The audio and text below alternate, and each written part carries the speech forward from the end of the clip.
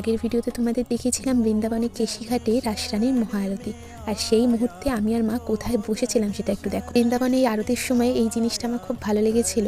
সবার হাতে এক একটা করে থালা দিয়ে দিয়েছিল, আর থালার মধ্যে ফুল আর প্রদীপ ছিল। সবাই একে একে রাসরানী আর যমুনা নদীকে আরতি করে পাশের জনকে ওই থালাটা দিয়ে দিচ্ছিল। তাই আমি আর মাও ভাবলাম যে একবার আরতি করা যাক। আমাদের সামনে যারা ছিলেন তারা আরতি করে নেওয়ার পরে আমি ভাবলাম যে হয়তো আমাকে দেবে থালাটা, কিন্তু তারপরে দেখলাম কোথা থেকে ওনার ছেলে আর ছেলের বউ চলে আসলো, তাদেরকে আগে দিয়ে দিল। তারপরে তারা আরতি করে নিল।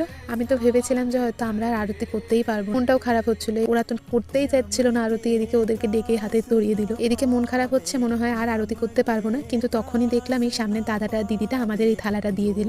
অবশেষে মা আর আমিও রাসরানী আর যমুনা নদীর আরতি করে নিলাম। বৃন্দাবনে কেশিঘাটে গিয়ে তোমরা কে কে এরকম রাসরানী আর যমুনা নদীর আরতি করেছো অবশ্যই কমেন্টে জানিও। ভিডিওটি ভালো লাগলে লাইক কমেন্ট সাবস্ক্রাইব করে দিও। সবাই ভালো থেকো, সুস্থ থেকো, রাধে রাধে।